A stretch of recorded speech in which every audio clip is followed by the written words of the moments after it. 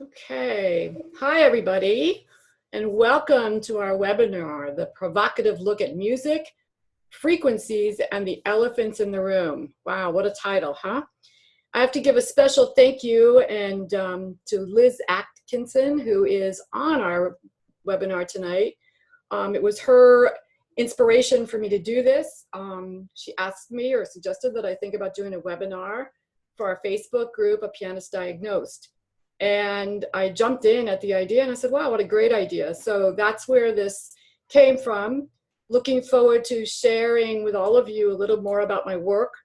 For those of you who don't know me, I am a pianist, 3 degrees in piano performance, followed by studies in postdoc with neurophysiology, psychology, biomechanics, and kind of going in another door of looking at our bodies, ourselves, and our how we operate as musicians. That led me into the road of biofeedback and into a lot of other interesting things for us to think about that really are thought-provoking and avenues where we've really never thought about it as musicians. So I look forward to sharing this with you. We'll go through the PowerPoint first, and then I will have us you'll enter questions. So let me give you a little bit of a how-to on this. So if you go across the bottom of your screen, which actually I can do right now. So let me stop sharing this. I'm just going to show you how to do this. If you look at the bottom of your Zoom screen, you'll see that you have invite, share screen. Well, that's for me. Chat, right? You see all those buttons. So we're going to go, if you click on your chat button, mine is already open. So if I were to click on it now, it would close it. But if you click on chat, it's going to open it. And at the very bottom down here, you can type a question. Okay, I'll ask that if you do have questions to type them there. And when we finish the PowerPoint, Liz is actually going to read the questions for me so that I can answer them and continue our discussion. I have you all muted just so that you can all hear me clearly. And at that point, we'll just kind of leave it this way, I think, for tonight's webinar, if that's okay with everyone. Okay, so you see my big elephant. I loved finding this picture, my elephant on the piano. Okay, so why is this? Oh, here we are. So we're going to go in and rethink our hand. And we're going to think of the hand as being a window to our soul that expresses every emotion. It does our functional tasks as well as achieving new heights of fine motor control, right? So we need that all the time as musicians. We must learn to see what the hands are telling us. First, through the process of developing as individuals. Second, through understanding what I call physiology 001, basic physiology, which is what I'll bring in a little bit tonight for us. And third, as musicians, let's think about it as musicians after we've kind of looked at other pieces of this puzzle. And I think it's going to bring us to a very interesting way of looking at things, a little bit different. If we look through the eyes of evolution, we know that originally we were 4-legged. As we became 2-legged, the upper limb began to adapt, and there's more about that on the next slide. However, consider that the upper limb has the same, quote, hip, knee, ankle, foot as the lower limb. Okay. That is being the shoulder, elbow, wrist, and hand. Biomechanically, they behave very, very similarly, okay? So when we walk, we know that our leg extends out from our hip and buttock area. And as we move forward, there's a suppleness and a bending and support being transferred so that the knee is aligned with that. And then it also has a bend. There's also suppleness in our ankle. And then the foot. So everything kind of releases, stabilizes and releases as we go. Okay. Same thing kind of with the arm, because everything extends out from right below the shoulder. Right? There's a bend in our elbow, in our wrist, hopefully, and it's not too stiff. And we have other things that we're going to talk about within the hand as well. And here we are about the hand. So with the evolution of us as Homo sapiens, there came about an adaptation of the muscles and skeletal refinement, allowing man to create tools. So if you look at this diagram, I love this picture. This is a Fibonacci spiral. And I didn't go into a lot of detail about Fibonacci tonight, but this is a pattern. It's a number pattern and it goes on into infinity. But Fibonacci has been used in the making of violins, of many different music instruments. It's been used in planning the acoustics of halls. And we really can take this proportion. It's a sense of proportion through the body. And I just love this picture because it really gives us that very clear understanding of the joints in the hand. And we're going to see how that's important because those joints literally are the continuation of the hip, knee, ankle, foot. And it evolved into each finger, okay? We can't really feel that same dexterity with our toes, right? There's different joints in them. But if you really think about how the hand works, everything has to bend from the large knuckle. That's your hip, right? Your knee would be that second joint, your ankle, the third one, and the foot, basically the fingertip as we touch the key or whatever instrument we're playing. Okay, so there we are. Those are the hip, knee, ankle, foot of the finger. Now, this is something that's very, very interesting that everyone will go to me, what are you talking about? But it's so important that you understand this part of our body. The system of fascia. Fascia is how everything in your body is connected. And this is a picture of it in this system. It connects. It's the largest system in the body, okay? It is the system that touches all the other systems, okay? It's connecting your bones, your muscles, your organs. Everything is connected by this web. When this web is healthy, it's got almost like a fluid through it. It bends, it's supple, okay? We're going to keep coming back to fascia and understanding what that does with constructions and when things don't work right. But this is key, and it's something many, many medical professionals forget about. They don't even think about it. It's affected by things such as a sprained ankle, a fall, something you did as a kid, stumbling or whatever. Everything is going to affect this fascia system. If you've had surgeries, well, yes, this is indeed affected. I want to go into essential finger function now. So I'm going back to my hand, my hip, knee, ankle, foot. So you know that while that second knuckle joint also bends, it is not able to bring your fingertips together with the thumb without the assistance from that large knuckle bend. This is very important to understand because this movement, we have to understand to observe and analyze to understand the physiological alignment and function of the hand and fingers. Okay? This again was evolution allowing man to grasp things, to be able to create tools. Okay? Hand biomechanics. If we look at the structure of the hand and placement of the fingers shown in that slide, the thumb operates from the side of the hand, allowing it to come together and grasp with the other four fingers. In doing this grasping movement, notice that the other four fingers bend first from the large knuckle. Can't bend from this one, okay, it doesn't work. And when we reach for something, picking up a pencil, for instance, the fingers bend and move freely from that large knuckle. Okay. As we grasp, the thumb comes together with the other fingers. Okay. Just do that motion for a few moments, and feel it. As you do this movement, allow your wrist to be in a neutral position and to always have a degree of flexibility in it. And be mindful of not tightening the elbow. Okay, grounding. Let's go back to our limbs, thinking about four-legged creatures, now two-legged creatures. Well, our lower limbs are, quote, grounded by gravity and our skeletal alignment. And basically, we kind of do the same thing, whether we're stepping, taking a big leap, or we're running, right? The feet are we're going down, kind of going the same direction, pretty much.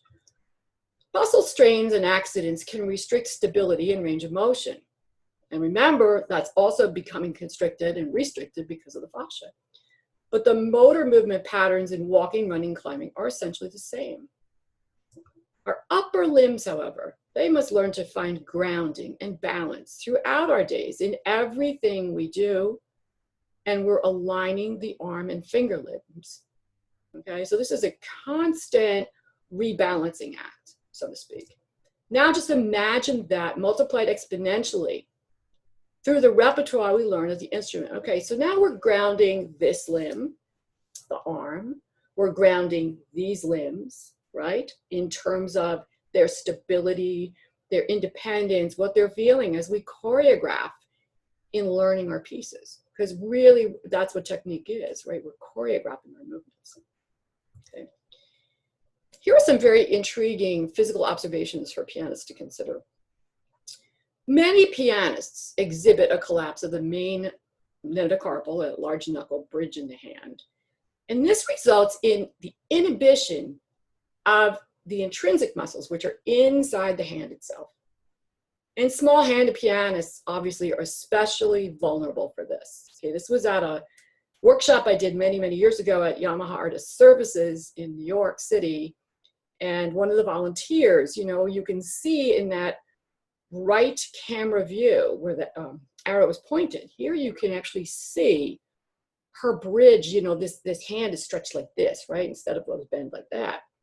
Now, if you look up at this graph at the top, the graph part on the right, there's a red line and there's a blue line. The red line is showing her muscle activity in her right forearm. And we see that when we actually, if I inhibit the muscles that are here, which are the ones responsible for bending from this knuckle, then who's trying to operate my fingers? All the muscles in my forearm. Now, provocative question, which I'll bring in now, and of course we're going to talk about it when we look at all the elephants in the room. But where are the majority of overuse injuries occurring in our body? Forearms, wrists, right? Elbow, that whole area. So once we inhibit the muscle, the powerhouse in the hand, we're going to overuse the other muscles. When something goes wrong, okay, oops, I didn't mean to do that. How do you just do that? There are disorders with a genetic link. Yes, we have other things that come in. Some result from a trauma or injury, and some are related to our behavior, believe it or not. Now, your contributing factors will fit into two categories here: overuse or misuse, and your genetic factors, which do not have to define the outcome. And that'll be explained later on. You're probably thinking, what? How can that not affect it? Well, okay. Other postures in biomechanical misalignment. Okay, my favorite saying is musicians are very clever. We're very adept at refingering passages to avoid certain patterns. Okay, when one finger doesn't feel so stable there, boy, I've seen some really interesting refingerings go on. Tilting the body, you know, there's a lot of that goes on. People aren't aware of it. The raising of the shoulder, forearm and wrist. The alignment's just not right in terms of that alignment of hip, knee, ankle, foot. Excessive movement in the hands and arms. And boy, you know, sometimes we think we need that, but we could actually be getting in the way. And then there's this interesting enlisting help from the fingers that aren't playing, which we can become aware of when we pay attention not to the finger playing, but to the other fingers. Example of this would be a pianist stiffening and raising the third finger to help lift the fourth finger off the key. And I've seen this over and over again. I've worked over the years with many, many musicians who have dystonia or focal dystonia, or even just what I call a movement disorder. And when something is weak or sluggish and it wants to stay down, the other guy goes, come on, let's get up, get up. Well, and that creates this amazing, like, you can't move, because the stiffer this finger becomes, this finger can't even move. So it almost paralyzes it down there. How and why do they originate? Sometimes it's in a response to a sprain or motor injury in the arm or shoulder. Technique that's not properly developed. And I don't mean in a bad way, just some things that we don't understand yet about how we have to develop it, especially the muscles in the hand. The inadequate alignment and muscle independence. So all those hip, knee, ankle, foot things that really have to come in here. The inhibited, non-functioning, intrinsic muscles in the hand. And these factors are not specific just to musicians. They apply to most fine dexterity skills. So think about it when you're doing any computer work. Okay.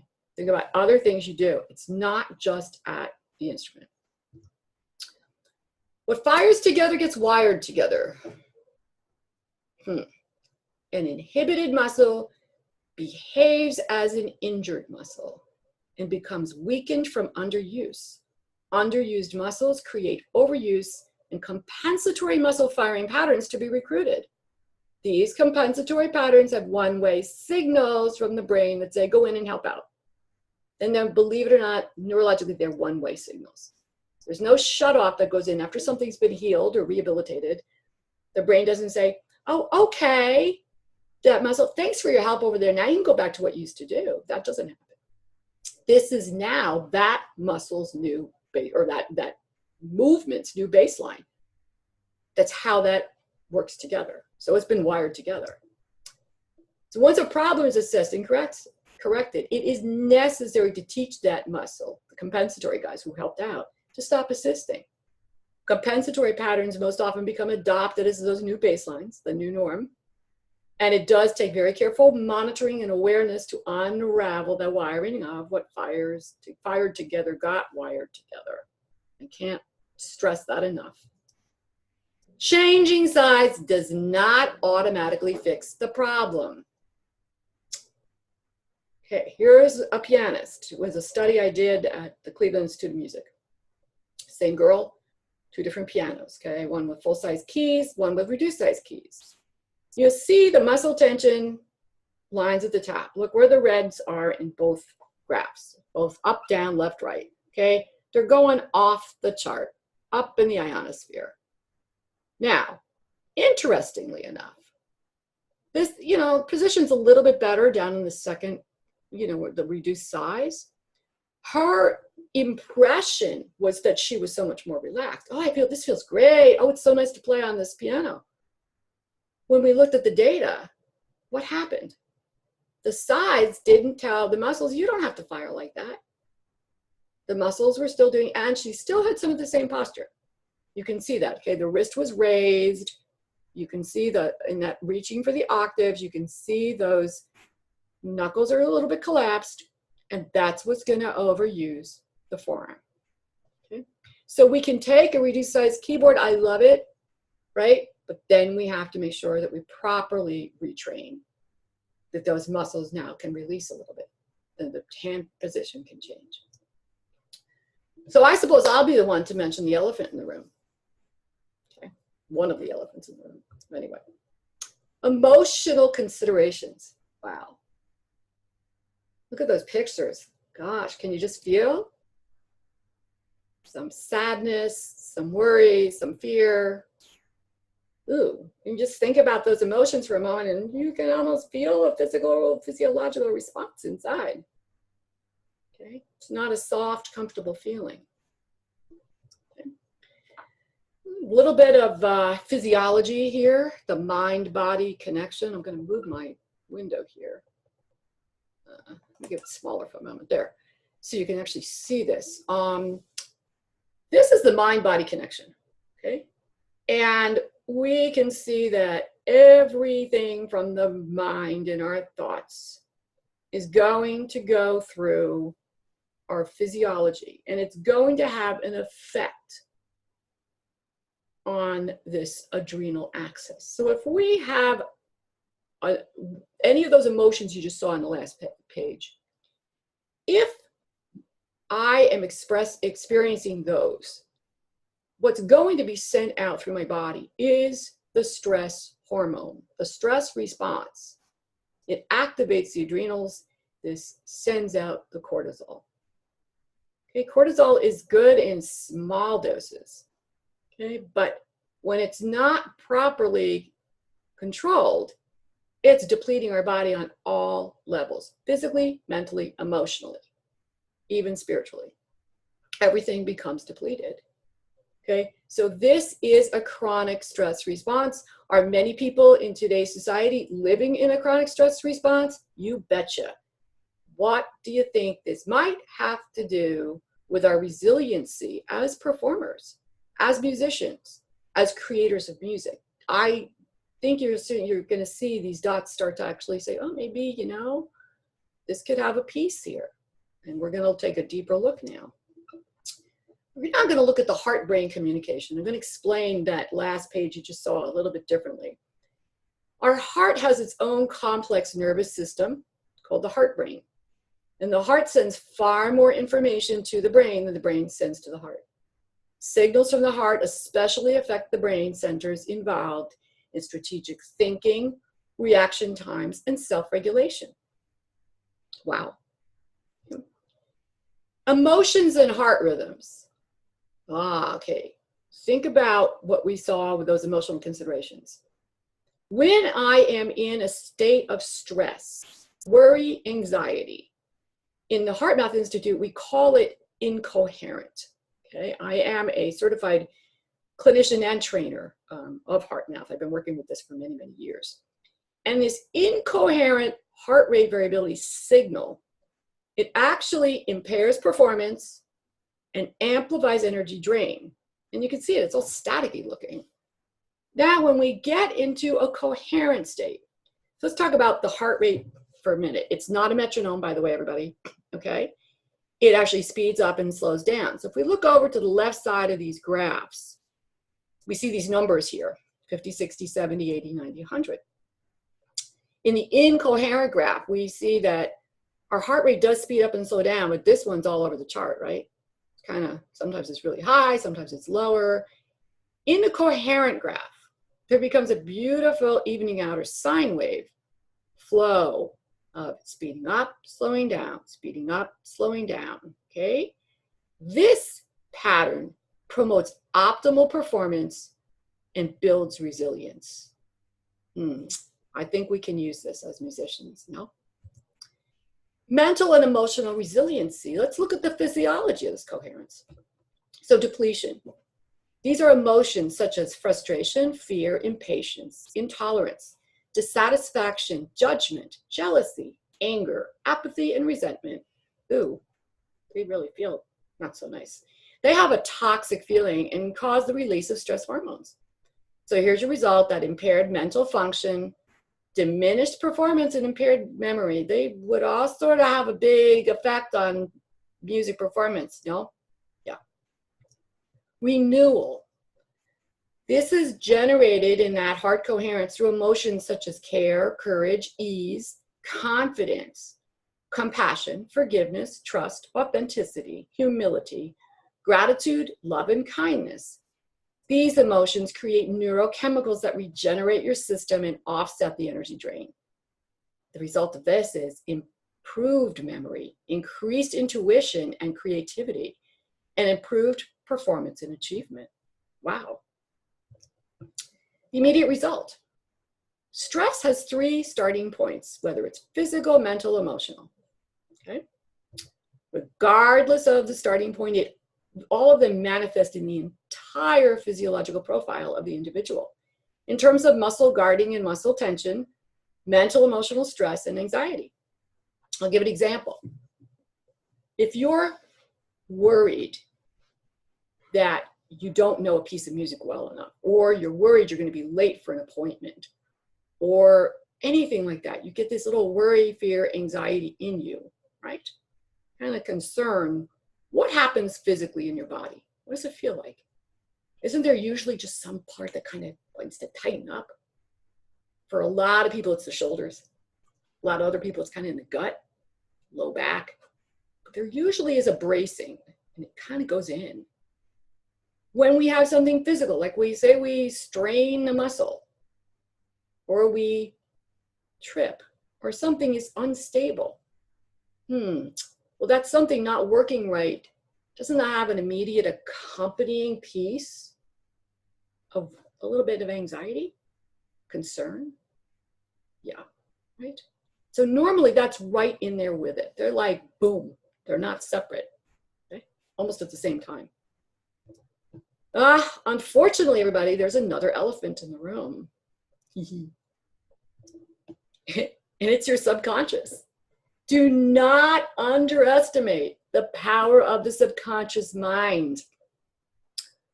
This is taken from 7 Steps to Control Your Subconscious Mind to Gain Happiness and Prosperity to Your Life and to Achieve Salvation by this Dr. Saraswat. But this is a great graph, and it's really a true rendition of this. Your conscious mind is only 12% of your mind. Your subconscious is 88%. Who do you think runs your show? Dr. Bruce Lipton, very dear colleague, brilliant epigenetic biologist, says our thoughts are mainly controlled by our subconscious, which is largely formed before the age of 6, and you cannot change the subconscious mind by just thinking about it. That's why the power of positive thinking will not work for most people. The subconscious mind is like a tape player. Until you change the tape, it will not change. Okay. Bruce is the author of a wonderful book. He's a dear friend. It's called The Biology of Belief. If any of you are intrigued to read more about this. As he says, your perception of any given thing at any given moment can influence the brain chemistry, which in turn affects the environment where your cells reside and controls their fate. Now we're going to get into some very provocative pieces here, if it hasn't been provoking enough. Albert Einstein said that everything is energy, and that's all there is to it. Match the frequency of the reality you want, and you cannot help but get that reality. It can be no other way. This is not philosophy, this is physics. I love this quote. Okay? Match the frequency of the reality you want, and you cannot help but get that reality. Okay.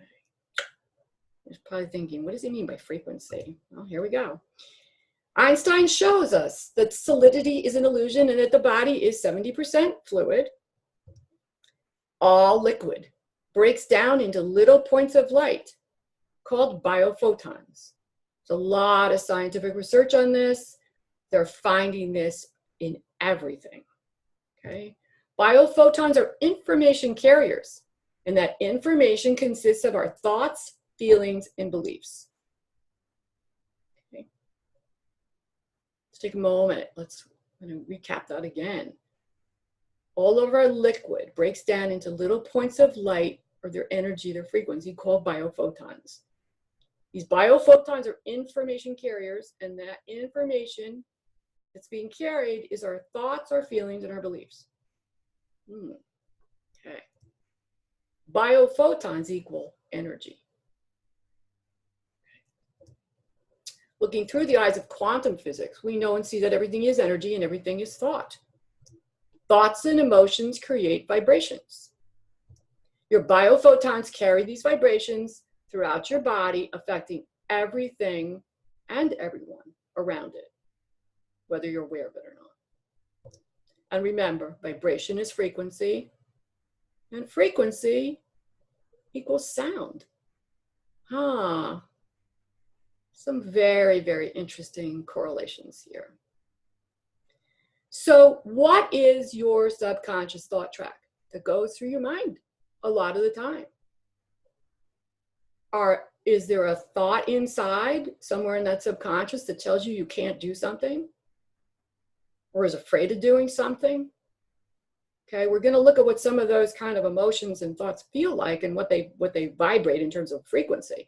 But just take a moment, even if you want to jot down a couple notes for yourself and think, what is it? What's my track that plays?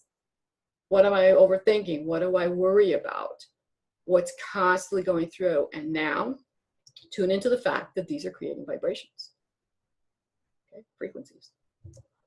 Okay. So these vibrations create our performances. All this is going in. And there's an even more interesting, compelling piece here. When the heart is sending those messages up to the brain, it is sending messages to the same areas of the brain that go to other parts of the brain that are sending out our motor responses, our sensory response. So man, all those messages for fine motor control, they're coming from those same centers. Well, what are we doing to the message coming out of that center if the message from that heart brain going up is one of worry and fear? That's going to be a very different kind of muscle firing pattern that goes out than one of trust and confidence and being really aligned with what you want your music to create, how you want it to be heard, what you want it to impart to others. Okay? It's very compelling. It's the same parts of the brain. This is interesting. Here are biophotons. Okay, biological light. Okay, so now the first image shows biophotons in a drop of water. Okay, then we really start to hone in on one, and look what happens under the magnification. Look at the beautiful six-pointed star that you start to see. Okay, over on the other side of this page here, notice the similarities between the final stage of the biophoton and the sacred geometry of the flower of life. Okay, remember back to Fibonacci. Okay, remember that there's a pattern, there's a geometric pattern. Okay, keep that in mind. Now I'm on my biophotons, and yes, you all, those of you who know me knew I was going out of the box tonight, so don't be surprised where we're heading next. Okay, and I want you to think about the fact that your body absorbs whatever emotion you are feeling, right? So here are those vibrational levels. Whoa. Okay. Let's see. Where do you all rate on the scale of fear? Feeling guilty. Fear up here. Whatever else you see down here, right? They don't vibrate very high. Okay. Now we get up into, well, at least neutrality. We've kind of raised up to 250 as opposed to like 20 down at the bottom. Readiness, adoption. Well, it's even like trying something new on, right? Mindfulness, mind, love, joy, harmony. Wow. Okay. This is from the book by Dr. David Hawkins, Power versus Force. Okay. So those thoughts are frequencies. Those frequencies are being carried through those biophotons, okay? And they're affecting everything and everybody around us. Thoughts affect vibrations. Here's your lower level frequency thought forms. Do you notice the similarity in the list of lower level? We have doubt, confusion, judgment, anger, fear of lack, loss, failure, insecurity, jealousy, envy, disharmony. There's an interesting correlation here going back to the heart math graphs, right? Talking about depletion versus renewal. Your lower level frequency thought forms are exactly aligned with the same emotions that with Heart Math Institute we look at create depletion and show in our incoherent heart patterns.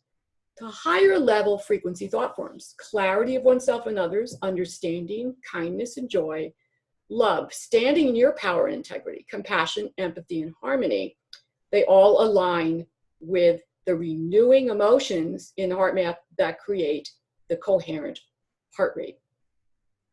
These vibrations are communicated through our biophotons and the sound frequencies in the music we play. Yes, they affect your sound. Absolutely. They're affecting different levels within your sound. Okay. Okay. Dr. Masaru Emoto did many, many studies over the years on water and intention. Okay, so below are photos of his with the permission from his foundation. These were experiments he did with water in a glass, and he would put the top on the glass, and then he would write words on these glasses. And I know it sounds really silly, but there's a ton of research on this. And so the one vial of water was, you fool, or you disgust me. The second one was being given messages of love and gratitude. Well, look at the different shapes that the molecules formed. And isn't the one with love and gratitude very, very similar to what we just saw in biophotons? Here's before and after prayer at the Fujiwara Dam. Again, water is absorbing those thought patterns, those emotions. Look at that, okay? If I sum up this part of provocative information, where we're now going to start really getting into discussion about piano, the good news links back to Einstein. Sound is affected by every frequency it encounters through your thoughts, emotions, and mindset. Therefore, your technique in biomechanical functioning is affected by every frequency it encounters through your thoughts, emotions, and mindset. One of the most potent forms of energy is thought. It penetrates space and time and travels through your biophotons. We can change our body, its health and resilience. We can improve our performances optimally through this. This is what athletes look at as being in flow. Okay, all of this is actively helping us achieve being in flow and being present. Okay, stopping that mind chatter. This affects how we communicate with our instrument and absolutely transforms our performances. This is being recorded. This PowerPoint and the whole webinar is going to be available on my website starting like next week. So there are some resources here, johnbarnes.com. He's the man who really did a lot of work with the myofascia and developed the myofascial release therapy. And there is a list on his website of certified therapists by state, so you can find anyone who's near you to work on you. I highly recommend it to really get into the areas of fascia that are in our hands, in our arms, just from years of our playing. I mean, it's not even doing anything wrong. It's just kind of wear and tear stuff, and it does make a big difference. Heartmath.com, you can learn about Inner Balance, which is the app that we can work with to train our heart rate variability. I have a lot about that on my website, and I'm always happy to talk with people about it more, as well as to do coaching with it. I do workshops as well. And heartmath.org, if you're interested to learn about the extensive research that's done by the HeartMath Institute. It's quite interesting. They're studying a lot of things around the world. They work actively with the United Nations. They're working actively in the Middle East. And with this whole idea of really kind of, getting people into this change, this coherent change. What I'm going to do now is we're going to go into questions and answers. We're going to talk about elephants. I'm going to actually have Liz feed me the questions so that I can kind of see everybody where I am. All right. Where are we? My media controls. Here we are. No, where's my?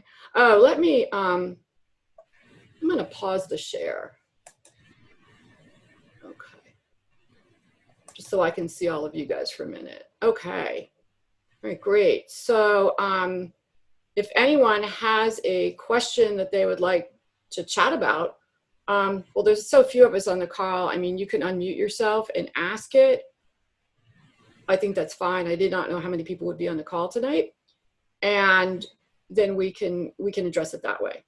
So I'm happy to do that. Or if you would rather type it, because you can't talk, and I know Mary doesn't have a ability to do that. She can hear us. So if you want to type your question, that's great. If you want to all type it and have Liz be our fearless reader, that would be fine too. So I'll let y'all decide. I also still have the PowerPoint up, so I'm happy to bring that back if anyone would like to revisit any part of that. And at this point, because it is a small group, we can really kind of open into a discussion about why did I bring this stuff in? What else can we learn from this? And any thoughts I'd love you to share about, how you thought about this stuff. They give you some different things to consider. So I think I'm actually going to just unmute us because we're so small. I think that's a great idea. I just unmuted myself and checked chat, and I don't see any questions yet, but I I think don't that's either. I'm going to leave the chat open though, because Mary might have a question she wants to type in.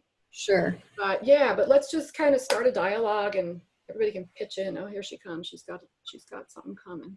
Mary says, great info. Can you talk a little more about the sacred geometry connection? Okay. Where's my slide? Let me go back to my slide. She said she studied Flower of Life. Oh, okay. Well, I didn't pull a whole lot of information in for tonight's piece on this. My information was more like really wanting to make people aware of this part of the biophoton, which is so important to understand biologically. And the fact that what I love about looking at that sacred geometry piece is that we can, in fact, I'll share that part of the screen right now.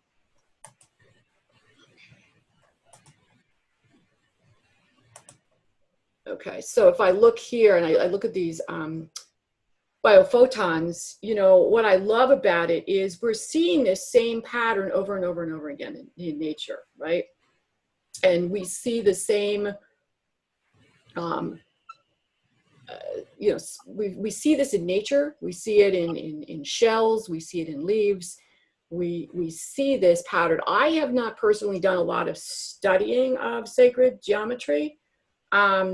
But when I was putting the webinar together, I really wanted to find a picture that would kind of bring this in for us. And that's where I brought this in.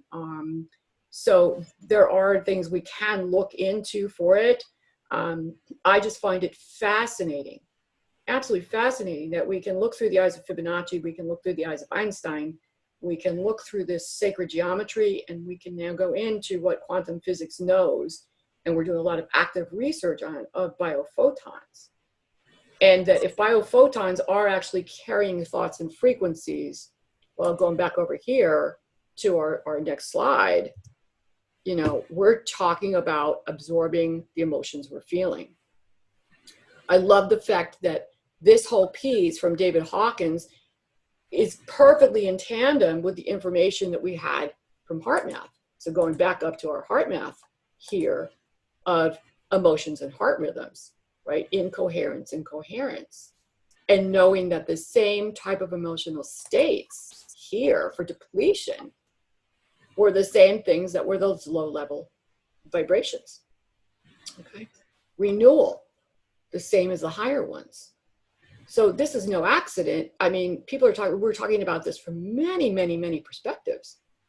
I think probably the biggest piece to consider for all of us is the role of your subconscious, and understand that so much of those things that are running, or those thoughts that are running and being sent like wildfire through your biophotons, are coming from subconscious.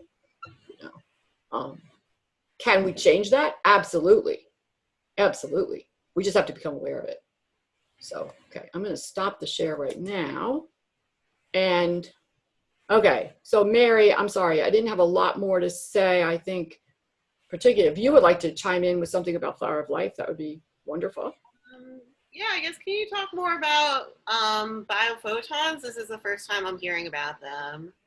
Okay, so this is really the big key about that science is really finding for us. I mean, this is huge, right?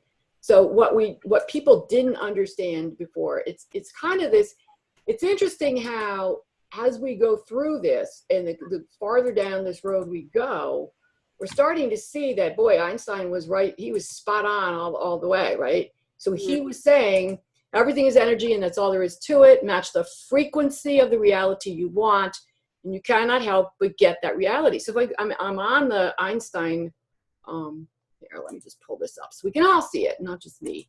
Yeah. Okay. All right. So, you know, look here, okay? And so scientists, you know, with all quantum physics, you know, that's all they do all day. They keep looking for this stuff. And of course, with all the advancement of technology and microscopes and all that they can do in analysis, they're really be able to look deeper and deeper and deeper. So Einstein didn't exactly see and know about the biophotons per se, okay? But he had the sense that they were there, because that's exactly what he's talking about. Matching the frequency of the reality you want. Okay, frequency. Can you talk more about how to like match your frequency? Well, you're gonna start. I mean, that would be a whole other. That's a whole other workshop.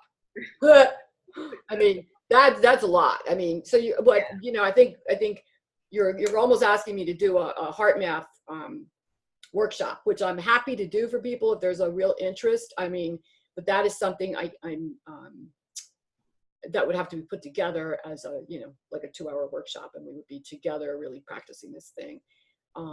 It's not something that I'm bringing into sort of this webinar tonight, but if you really think about what we brought up with heart math, okay, and what I brought up with this page of energy vibrations, and what Liz knows I lovingly say to people when their mind chatter starts going, you have to acknowledge mind chatter.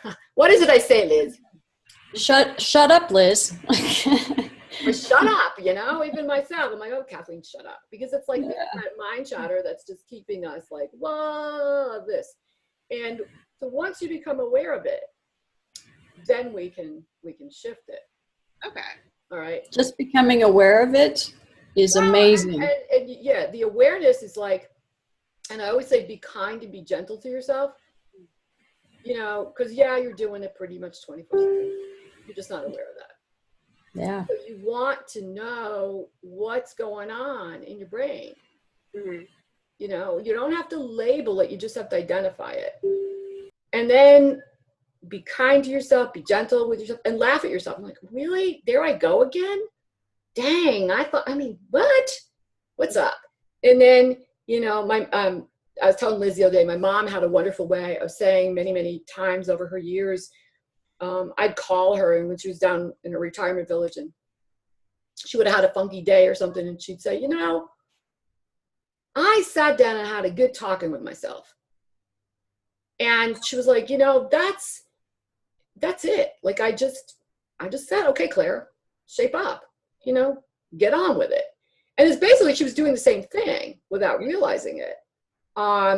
So it's that awareness first of seeing what it is, and then making up your mind. Okay. Choice points. That's a whole other lecture I'd be glad to give. If people are starting to like these webinars, and I'll be putting more together, I will do a series.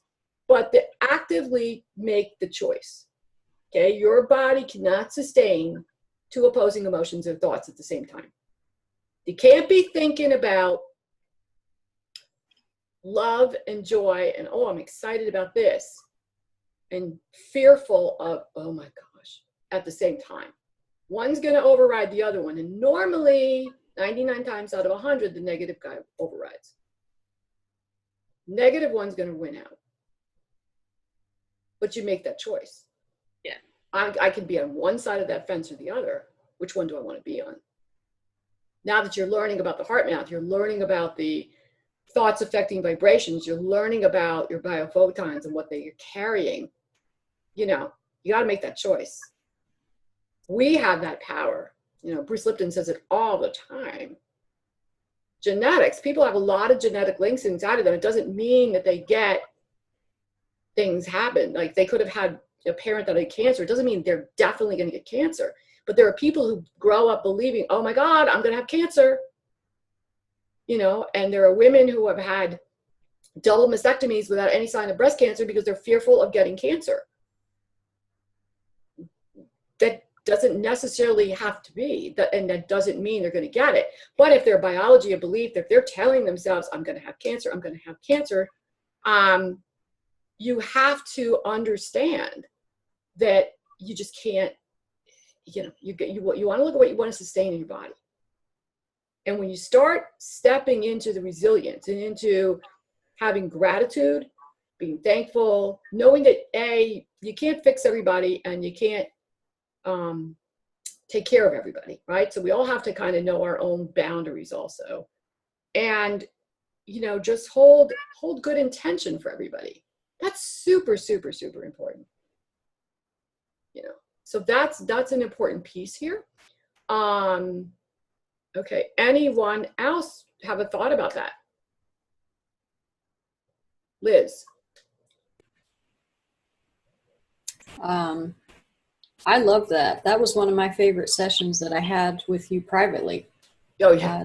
That did a tremendous amount for me personally.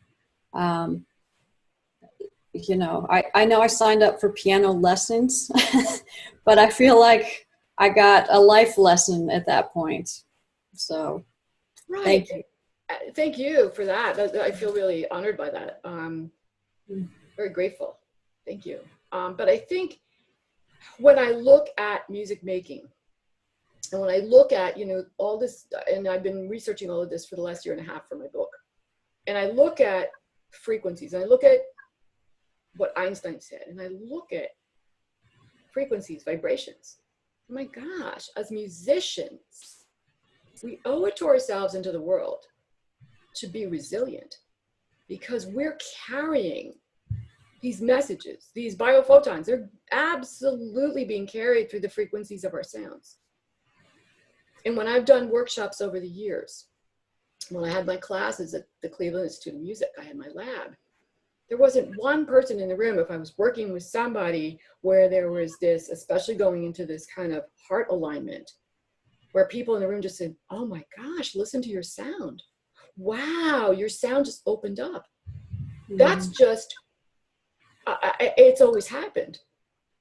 Luckily, as I go into my research project coming up in September, I'm finally going to be measuring some of this. I'm making some really pretty powerful correlations between heart frequencies and sound frequencies. And it's interesting because when we look at heart math and we look at all these pieces, you know, I love science and I love data because it shows us what's here. You know, we're able to explore what's here. So if I think about those elephants in the room as musicians, or as even Tegan with what you're doing, social work, okay, the elephants in the room, well, some of them are pretty provocative because their expectations that we think other people have of us. It's our own feelings of wanting to be perfect. It's some of the feelings that we all had in our education, competition, you know, performance anxiety, all things that, but there were factors under that.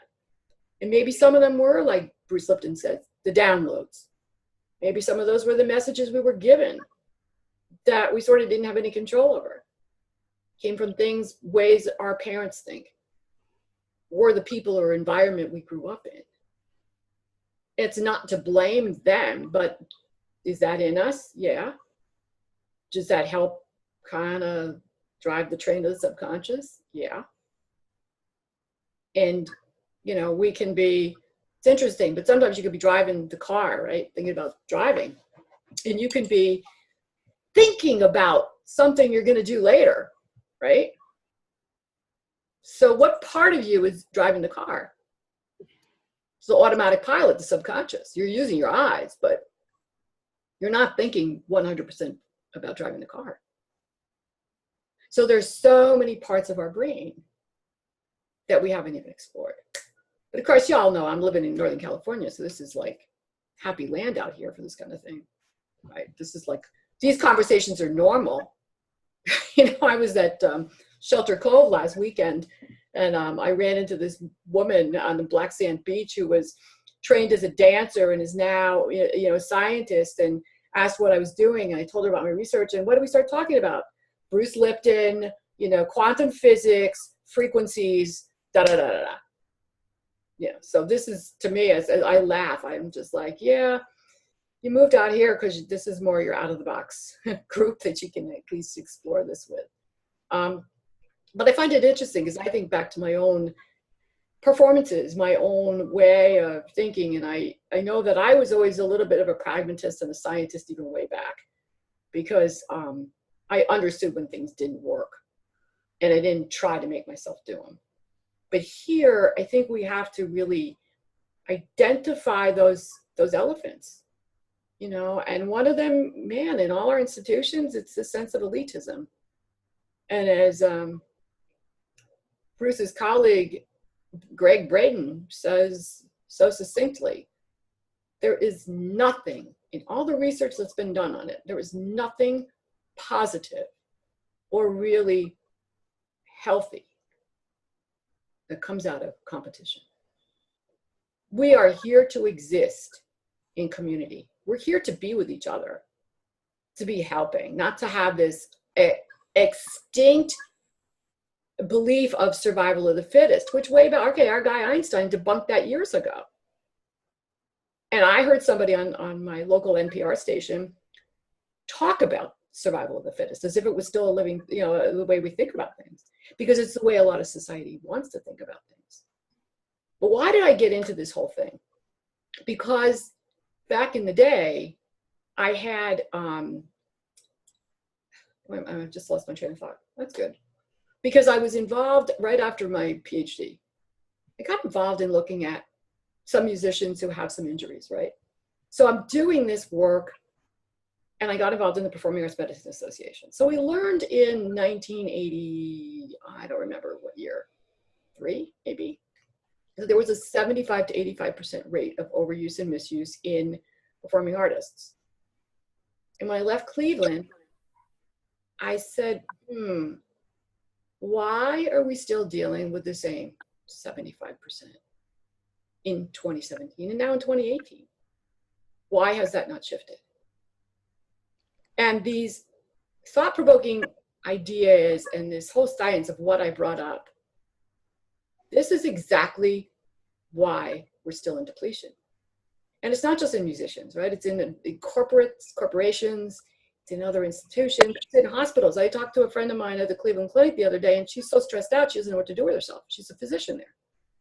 You know, the workload is just being, they're killing them. So, you know, if this is what we have to understand, we need to shift in order to be resilient, in order to be our best and to help impact everyone and everything around us. Yes, it is your emotions, it's your thoughts, and it's what you're generating through that heart frequency, through those biophotons, through all of that energy in your body, okay? Is it affecting your sound? 100%. I had a violinist here the other day that I'm coaching, and he was doing something technically on the bow, and I said, what are you trying to do? And I said, no, I don't mean technically what are you trying to do. I said, what are you actually doing to have this, you know, how are you? He goes, oh, I'm really hitting hard. I said, I know, could you just lighten it up? And I know there was a worry in him, if he lightened it, he wasn't going to control the bow. And all of a sudden he did it. The sound was twice as big and beautiful. I said, how'd it feel? He goes, wow. He goes, it was easier to control. And it was just amazing how that little piece of the right amount of energy, the right amount of, you know, not too much, not trying to overpower it or muscle it, I call it, just allowed the sound to open up. And I've seen this over the years, all the musicians I've worked with, right? We're really able to create resiliency. We're able to have people optimally function, but without all this extra stuff they're trying to do. We also have to know and be smart about when our bodies need a rest. Right?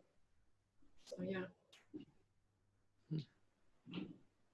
So any other thoughts from anybody? Any other questions or things you want to chat about?